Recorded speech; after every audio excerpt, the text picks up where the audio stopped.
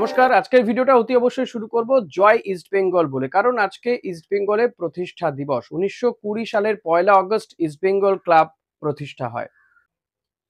সুরেশচন্দ্র চৌধুরী জোড়াবাগানের নিমতলা ঘাট স্ট্রিটের তার নিজের বাড়িতে ইস্ট বেঙ্গল ক্লাব প্রতিষ্ঠা করে এবং তারপর থেকে প্রত্যেক বছর এই ১লা অগস্ট ইস্ট বেঙ্গল তাদের প্রতিষ্ঠা দিবস পালন করে থাকে। আর এই দিন বিভিন্ন ক্ষেত্রে প্লেয়ারদের এবং অতি অবশ্যই ফুটবলারদেরকে পুরস্কৃত করে থাকে। বিভিন্ন ক্যাটেগরিতে পুরস্কার দেওয়া হয়। বর্ষসেরা ফুটবলার থেকে শুরু করে বর্ষসেরা কোচ, এই ধরনের আ উদীয়মান ফুটবলার, যদিও বর্ষসেরা কোচটা পিকে ব্যানার্জির নামে দেওয়া হয়ে থাকে। ভারত গৌরব দেওয়া হয়। এবার যেমন ভারত গৌরব পাচ্ছেন পি.আর. শ্রীজেশ। বর্ষসেরা ফুটবলার ইস্ট বেঙ্গলের সৌভিক চক্রবর্তী এবং মহিলা দলের সৌম্য গুগুলথ। পিকে ব্যানার্জি সম্মান পাচ্ছেন সঞ্জয় সেন, অ্যান্টনি আন্দ্রেস। বর্ষসেরা উদীয়মান ফুটবলার পি.ভি. বিষ্ণু। এছাড়াও একাধিক ক্যাটেগরিতে ফুটবলারদেরকে পুরস্কৃত করা হবে। ক্রিকেটারদেরকেও ইস্ট বেঙ্গলের যে ক্রিকেট টিম রয়েছে সেই ক্রিকেট টিমের প্লেয়ারদেরকেও কিন্তু পুরস্কৃত করা হবে জমকালো একটা অনুষ্ঠানের মাধ্যমে। সকাল থেকে কিন্তু বিভিন্ন অনুষ্ঠান শুরু হয়ে গেছে, চলছে বিভিন্ন অনুষ্ঠান, পতাকা উত্তোলন থেকে শুরু করে এই ইস্ট বেঙ্গল ক্লাবের যারা প্রাণ পুরুষ তাদেরকে শ্রদ্ধা জানানো, আহ বলা যেতে পারে এইভাবেই কিন্তু সকাল থেকে নানান অনুষ্ঠানের মাধ্যমে আজকের দিনটা পালন চলছে। ইস্ট বেঙ্গল ক্লাবে নানান রকমভাবে সাজিয়ে তোলা হয়েছে, লাল হলুদ ফুল দিয়ে থেকে শুরু করে লাইটিং দিয়ে সাজানো হয়েছে। ইস্ট বেঙ্গলের মানে জন্মই হয়েছে অনেক লড়াইয়ের মধ্যে দিয়ে। ইস্ট বেঙ্গল মানেই একটা লড়াই। এই লাল হলুদ জার্সির একটা আলাদাই মূল্য আছে। লাল হলুদ জার্সি মশাল একটা লড়াইয়ের প্রতীক। শেষ বিন্দু পর্যন্ত, শেষ রক্তবিন্দু পর্যন্ত কিন্তু লড়াই চালিয়ে যান ইস্ট বেঙ্গল ক্লাবের যারা সভ্য সমর্থক প্লেয়াররা। সভ্য সমর্থকরাও কিন্তু এত খারাপ সময়ের মধ্যে দিয়ে গেছে ইস্ট বেঙ্গল ক্লাব, তারা কিন্তু তবুও সমর্থন থেকে সরে আসেনি, পিছু হটেনি। বরং আরো বেশি করে সমর্থন করেছে, যেটা হওয়া উচিত। খারাপ সময়ে আরো বেশি করে পাশে থাকা।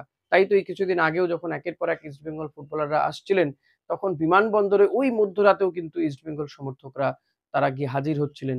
প্রিয় ফুটবলারদেরকে বা তাদের দলে আসা ফুটবলারদেরকে স্বাগত জানাচ্ছিলেন, ওয়েলকাম করছিলেন। এটাই ইস্ট বেঙ্গল ক্লাব। জয় ইস্ট বেঙ্গল আবার বলতে হয়। তো প্রত্যেক সভ্যদের, প্রত্যেক কর্তাদেরকে, এমনকি মাঠের কর্মীদেরকেও আজকের দিনের শুভেচ্ছা এবং অতি অবশ্যই শুভ জন্মদিন ইস্ট বেঙ্গল। প্রত্যেকে ভালো থাকবেন, ভালো খেলা উপহার দিক ইস্ট বেঙ্গল টিমের ফুটবলাররা, এটাই আশা করব।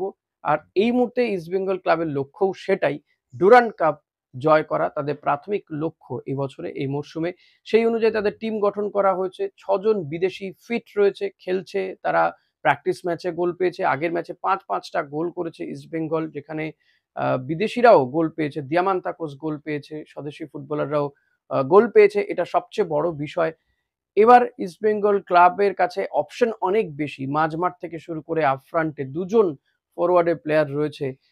হামিদ, সেও চলে এসছে। হামিদও কিন্তু যথেষ্ট চনমনে রয়েছে, ছটপটে রয়েছে। ভবানীপুরের বিরুদ্ধে প্র্যাকটিস ম্যাচে গোল পেয়েছে। মিগুয়েল, সেও কিন্তু ফর্মে ফেরার চেষ্টা করছে, ফিট হওয়ার চেষ্টা করছে। একটু মন্থর লেগেছে কিন্তু সেও প্র্যাকটিস ম্যাচে দুটো গোল করেছে। মোহাম্মদ রশিদ, যিনি মাঝমাঠটাকে কন্ট্রোল করতে দেখা গিয়েছিল ১ম ম্যাচে, এই ম্যাচেও কিন্তু তার উপর সেই দায়িত্বই বর্তাবে মাঝমাঠটাকে কন্ট্রোল করতে। অস্কার বুজো বলছেন যে তার কাছে একাধিক অপশন রয়েছে এই বছরে। যেমন ডিফেন্স, তেমন মিডফিল্ডে। হতে পারে ৩ জন বিদেশি মিডফিল্ডার নিয়েও কিন্তু সে খেলতে পারে।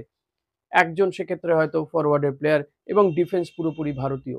এই ফরমেশনেও কিন্তু খেলতে পারে। আবার আ ২ জন ফরওয়ার্ডের প্লেয়ার বিদেশি, সেটাও দেখতে পারি আমরা। দিয়ামান্তাকোস, হামিদকে দিয়ে শুরুতেই আক্রমণ করে গোল তুলে নেওয়ার একটা প্রচেষ্টা থাকতে পারে অস্কার ব্রুজোর। অর্থাৎ এই বছর একাধিক প্লেয়ার রয়েছে তাদের হাতে।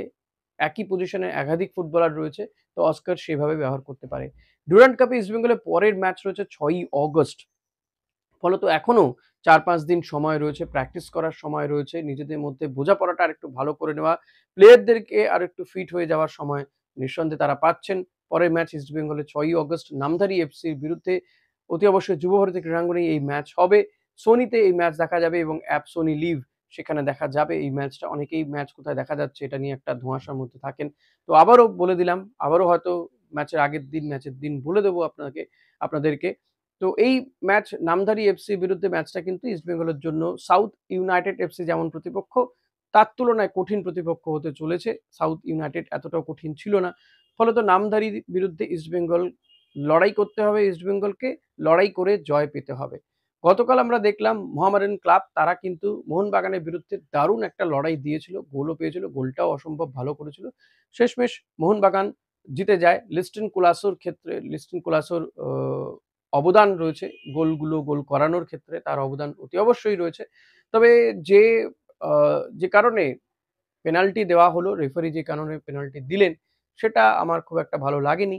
সেটা পেনাল্টি নাও হতে পারত, কারণ মোহামেডানের প্লেয়ারটি বলেই লাথি মেরেছিলেন। যাই হোক, সেটা পেনাল্টি দেওয়া হয়েছে।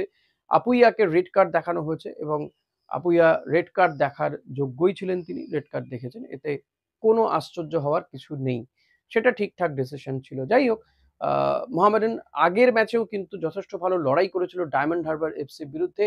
মোহনবাগানের বিরুদ্ধে একদম স্বদেশী ইয়াং বাচ্চা ছেলেরা যে লড়াইটা দিল, মেহরাজউদ্দিন কিন্তু খুশি হতে পারেন।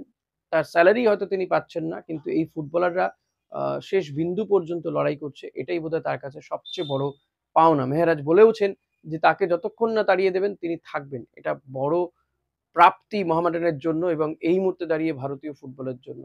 এই সময়ে দাঁড়িয়েও কেউ টাকা পয়সার কথা না ভেবেই শুধুমাত্র ক্লাবের জন্য এমন স্যাক্রিফাইস করতে পারে, সেটা সত্যিই মেহরাজের এই কথাটা না শুনলে বোধহয় বোঝা যেত না, এবং সেটা কতটা কার্যক্ষেত্রে হয় অতি অবশ্যই। তবে মেহরাজের মতন লড়াকু ফুটবলার এবং তিনি যেভাবে টিমটাকে তৈরি করছেন, হ্যাটস অফ, হ্যাটস অফ। তবে মোহনবাগানের যদিও তারা বিদেশি কাউকে খেলাচ্ছে না, মোহনবাগানের এই টিম যদি ডায়মন্ড হারবার বিরুদ্ধে এই টিমই যদি খেলে তাহলে কিন্তু কিছুটা হলেও চাপ আছে তাদের জন্য। ডায়মন্ড হারবার টিমটা যথেষ্ট ভালো টিম। কিবু ভিকুনা একসময় মোহনবাগানের কোচ ছিল, ফলত মোহনবাগানের কিছু জিনিস তার তো জানা আছেই। তো সেই জায়গায় দাঁড়িয়ে বলবো যে মোহামেডানের তুলনায় ডায়মন্ড হারবার এফসি কিন্তু শক্ত প্রতিপক্ষ হবে এবার মোহনবাগানের সামনে। দেখা যাক সেই ম্যাচটা কি হয়। তবে ইস্টবেঙ্গল তারাও কিন্তু যথেষ্ট ফোকাস রয়েছে এই টুর্নামেন্টটা জেতার জন্য। টুর্নামেন্ট জেতার যথেষ্ট সুযোগও রয়েছে।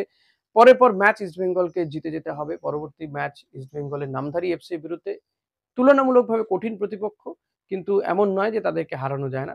মানে তারা আই লিগের মূলত প্লেয়াররা খেলছে বা বিদেশিও আছে তাদের টিমে। উম দেখা যাক, লড়াই হবে এবং সেই ম্যাচটা জিততে হবে ইস্টবেঙ্গলকে। আপনাদের কি মনে হয় সেই ম্যাচে কি হতে পারে ফলাফল? এবং আজকের দিনের এই যে শুভেচ্ছা অতি অবশ্যই আপনাদেরকেও জানাবো যারা আমার এই ভিডিও দেখেন। আজকে ইস্টবেঙ্গলের প্রতিষ্ঠা দিবস। ভিডিও শেষ করব আরো একবার শুভেচ্ছা জানিয়ে। Thank you.